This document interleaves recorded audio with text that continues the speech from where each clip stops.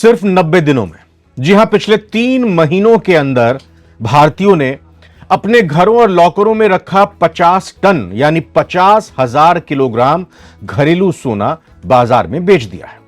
सिर्फ इतना ही नहीं, यह पिछले साल की तुलना में करीब 43% ज्यादा बताया जा रहा है।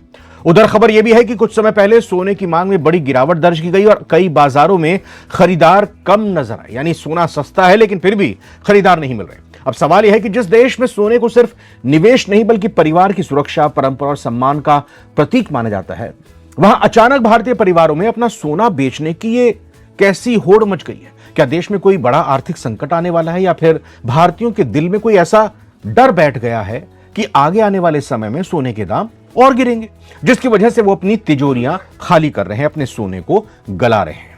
तो वीडियो में आगे हम समझेंगे कि कैसे सरकार के एक फैसले ने सोने की मांग को 70% तक गिरा दिया और क्यों आम भारतीय अब सोने के गिरने की आशंका से कांप रहा है। अगर आपके घर में थोड़ा सा भी सोना रखा है या आगे आने वाले समय में आप अपनी जरूरत या निवेश के लिए सोना खरीदना चाह रहे हैं तो इस वीडियो को अंत तक बहुत ध्यान से देखिएगा, क्योंकि यह सीधा आपकी जेब से जुड़ा हुआ मामला है। चलिए सबसे पहले इस 50 टन के आंकड़े की जो भयावहता है उसको समझते हैं। 50 टन सोना कितना होता है, आपको अंदाजा है? दुनिया के कई छोटे देशों के सेंट्रल बैंक्स के पास कुल मिलाकर भी इतना रिजर्व नहीं होता जितना भारतीयों ने सिर्फ 3 महीने में रिसाइकिल करने के लिए या सीधे कैश के लिए बाजार में निकाल दिया, यानी सोना बेच दिया।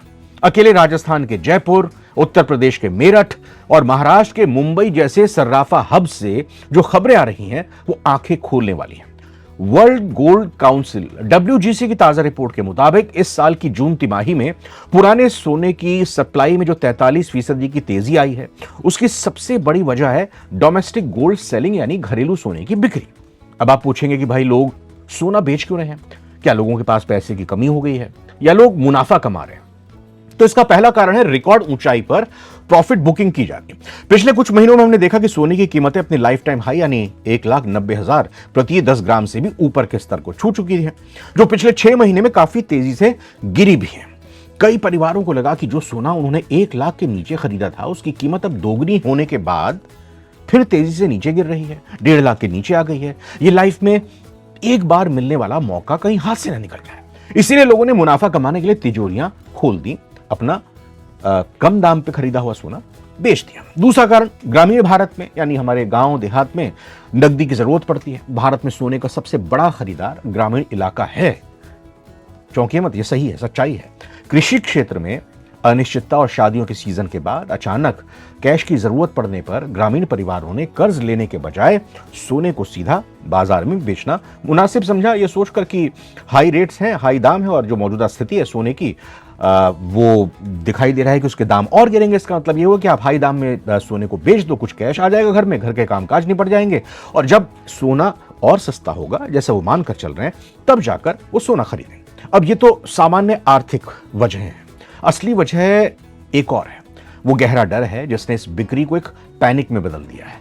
किस तरह से? आमतौर पर शेयर बाजार का एक नियम होता है कि जब किसी चीज के दाम गिरते हैं तो लोग उसे ज्यादा खरीदते हैं, लेकिन सोने के मामले में इस बार उल्टा हो रहा है। जैसे ही अंतर्राष्ट्रीय बाजार और भारतीय बाजार में सोने की कीमतों में गिरावट या ठहराव देखना शुरू हुआ, आम लोगों के बीच फोमो यानी फियर ऑफ मिसिंग आउट, कहीं मौका हाथ से न निकल जाए, ये डर बैठ गया। अब यहां एक मनोविज्ञान है, उसको समझना होगा।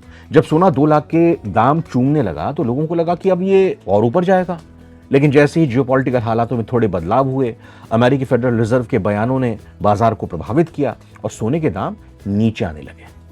तो आम भारतीय पैनिक कर गया। आम आदमी को सोच ये हो गई कि अरे बाप रे, कहीं अब तो सोना 1.5 लाख के भी नीचे आ गया है, जो 2 लाख को छू रहा था। अगर ये और घटा तो मुझे नुकसान हो जाएगा। इससे पहले कि दाम और गिरे, घर में रखा पुराना सोना बेचकर कैश हाथ में ले लो। ये जो डर है कि सोने की लंका ढह ना जाए, इसने लोगों से जल्दबाजी में फैसले करवाए, लेकिन इस डर को हवा कहां से मिली? इस डर को हवा दी भारत सरकार के बजट और इंपोर्ट ड्यूटी यानी आयात शुल्क के एक बहुत बड़े फैसले ने। जी हां, सोने के बाजार में खलबली का एक कारण यह भी है कि सरकार की तरफ से इंपोर्ट ड्यूटी बढ़ाते ही सोने की डिमांड 70% घट गई। अब देखिए, भारत अपनी सोने की कुल जरूरत का लगभग 80 से 90% हिस्सा विदेशों से आयात करता है। भारत में सोना होता नहीं है, सिर्फ 10% के करीब भारत के पास सोने की खदानें हैं जितनी डिमांड होती है। अब हम दुनिया में सोने के दूसरे सबसे बड़े कंज्यूमर हैं। जब भी सरकार को लगता है कि देश का विदेशी मुद्रा भंडार यानी फॉरेन एक्सचेंज रिजर्व बाहर जा रहा है या चालू खाता घाटा यानी करंट अकाउंट डेफिसिट बढ़ रहा है, तो सरकार सोने के आयात पर लगाम लगाने के लिए इंपोर्ट ड्यूटी बढ़ा देती है ताकि देश में जो डॉलर है वो सोना खरीदने के लिए बाहर ना जाए। जैसे ही सरकार ने इंपोर्ट टैक्स और सेस में गणित में इस कैलकुलेशन में बदलाव किया, सोने का आधिकारिक रूप से बाहर से आना महंगा हो गया। इसका सीधा असर क्या हुआ? नए सोने की डिमांड 70% क्रैश हो गई। सराफा बाजार के बड़े डीलर्स और ज्वेलर्स ने नया सोना खरीदना लगभग बंद या बेहद कम कर दिया। इंपोर्ट कम हो गया। ये इंपोर्ट का काम जो अलग अलग बैंक्स को जिम्मेदारी दी गई है आरबीआई की तरफ से, वही बाकी देशों से सोना आयात करते हैं, उन्होंने इंपोर्ट कम कर दिया। बाजार में नए सोने की डिमांड में 70% की गिरावट दिखी गई। लोग शोरूम में जाकर नया सोना खरीदने से बचने लगे क्योंकि टैक्स और मेकिंग चार्जेस मिलाकर नया सोना बहुत महंगा पड़ रहा था। अब ज्वेलर्स की तिजोरियों पर डिपेंडेंसी का एक बड़ा फैक्टर सामने आया। सुनारों के सामने एक अजीब सा संकट खड़ा हो गया। दुकानें खुली हैं, कारीगर बैठे हुए, लेकिन नया सोना आ नहीं रहा, ग्राहक भी नहीं आ रहे। तो ऐसे में ज्वेलर्स ने आम ग्राहकों को ऑफर देना शुरू कर दिया। आप अपना पुराना सोना लाइए, हम उसे अच्छे ऊंचे दामों पर खरीदेंगे या उसके बदले बिना किसी एक्स्ट्रा चार्ज के नया जेवर बनाकर आपको दे देंगे। उनका धंधा भी चलता रहेगा। इस नीतिगत बदलाव ने आग में घी का काम किया। एक तरफ ग्राहक सोने के दाम गिरने के डर से बेचना चाहते थे, दूसरी तरफ सुनार को अपनी दुकान चलाने के लिए पुराने सोने की सख्त जरूरत थी। दोनों की जरूरतें मिल गई और परिणाम क्या हुआ? तिजोरियों से निकलकर सोना यानी पुराना सोना बाजार में बाढ़ की तरह आ गया। जब भी देश में इतनी बड़ी मात्रा में सोना बिकता है तो इतिहास में हमें एक डरावनी याद ताजा होती है। साल 1991 का वो दौर जब भारत को अपना सोना गिरवी रखना पड़ा था। क्या आज 2026 में भी आम भारतीय किसी अंदरूनी आर्थिक तंगी यानी फाइनेंशियल डिस्ट्रेस से गुजर रहा है? इस सवाल का जवाब ढूंढने के लिए हमें थोड़ा आंकड़ों को और गहराई से खुरचना होगा। पुराने सोने की बिक्री के पीछे 3 और मुख्य सामाजिक कारण। पहला तो ये हो गया कि भाई बच्चों की उच्च शिक्षा या विदेश जाने का खर्च जो होता है, अगर भेजते हैं विदेश या भारत में भी आज की डेट में प्राइवेट इंस्टीट्यूशन काफ़ी पढ़ाई महंगी हो गई है, तो इसलिए एजुकेशन लोन लेने के बजाय परिवार घरेलू के लोग सोच रहे हैं कि भाई हम सोना निकाल कर बच्चों की पढ़ाई के लिए निवेश करते हैं। दूसरा कारण है रियल एस्टेट में निवेश। सोने से पैसा निकालकर प्रॉपर्टी या फ्लैट में डाउन पेमेंट कर दें ताकि जो हमारा फ्लैट में हमने या तो ऑलरेडी कोई लोन लिया हुआ है तो उसको चुकता कर दें, या फिर कोई नया लोन ना लेकर हम कोई एक नया मकान खरीद लें और जो हाई दाम है सोने के उसका फायदा उठा लें, प्रॉपर्टी भी बन जाएगी। तीसरा है कि पर्सनल लोन और महंगे कर्ज को चुकता करना, यानी कि उसकी प्री पेमेंट कर देना कि पर्सनल लोन लिया हुआ है उसका क्या फायदा, 12% से 18% तक का, 24% तक का पर्सनल लोन लिया हुआ है, तो ये भी एक बड़ा कारण है। अब सर्राफ विशेषज्ञों और अर्थशास्त्रियों का साफ मानना है कि भाई इस बार जो 43% का उछाल आया है वो पूरी तरह से कंगाली में सोना बेचना नहीं है। इसे अर्थशास्त्र की भाषा में एसेट रीएलोकेशन यानी संपत्ति का पुनर्गठन कहा जाता है। आज का भारतीय केवल पारंपरिक निवेश पर निर्भर नहीं रहना चाहता। लोग देख रहे हैं कि शेयर मार्केट हो, म्यूचुअल फंड्स हो, रियल एस्टेट हो, पिछले कुछ समय में शानदार रिटर्न दे रहे हैं। ऐसे में नई पीढ़ी के युवा अपने माता पिता को यह समझा रहे हैं कि लॉकर में रखे रखे सोने पर कोई ब्याज नहीं मिल रहा है, बल्कि लॉकर का किराया अलग से देना पड़ रहा है। अब 2 लाख तक सोना पहुंच गया, आपको क्या फायदा हुआ? फिर से वापस आ गए 1.5 लाख के नीचे। इससे अच्छा है कि इस महंगे सोने को अभी बेचो और इस पैसे को किसी ऐसी जगह लगाओ जहां से हर महीने या हर साल ज्यादा रिटर्न मिले। यानी ये तंगी से ज्यादा स्मार्ट इन्वेस्टिंग और डर का एक मिला जुला कॉकटेल है। तो अब आगे क्या होने वाला है? क्या सोने के दाम सचमुच और क्रैश होंगे?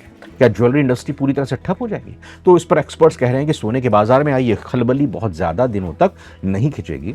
भारतीय सराफा बाजार बहुत लचीला है, बहुत ही रिजिलियंट है। अभी जो पुराना सोना बाजार में आया है, रिफाइनरियों में उसे पिघलाकर 24 कैरेट के शुद्ध सोने के बिस्कुट बनाए जा रहे हैं। इससे एक फायदा यह हुआ कि भारत की विदेशों पर सोने की निर्भरता कुछ समय के लिए कम हो गई है, जो देश की अर्थव्यवस्था के लिए एक तरह से अच्छा संकेत भी है। लेकिन छोटे और मध्यम दर्जे के सुनारों के लिए यह दौर बहुत कठिन है। नए सोने की 70% घटी डिमांड ने उनके मुनाफे को कम कर दिया है। अब सारा खेल आगामी त्योहारी सीजन यानी अगस्त के बाद जो शुरू होगा, फिर धनतेरस है, दिवाली है, उस पर टिक गई है सबकी नजरें। अगर तब तक अंतर्राष्ट्रीय मोर्चे पर कीमतें स्थिर नहीं हुई तो यह सस्पेंस और लंबा खिंच सकता है। यही वजह है कि सब लोग ये मानकर चल रहे हैं कि सोने की बाजार में अभी ज्यादा पैनिक होने की जरूरत नहीं है। आपको अगर सलाह हम यही देंगे, वैसे तो एक्सपर्ट से सलाह लेनी चाहिए, लेकिन जो भी खबरें हम लगातार देख पा रहे हैं उसके हिसाब से फिलहाल थोड़ा इंतजार करना ही मुनासिब होगा। इस वीडियो में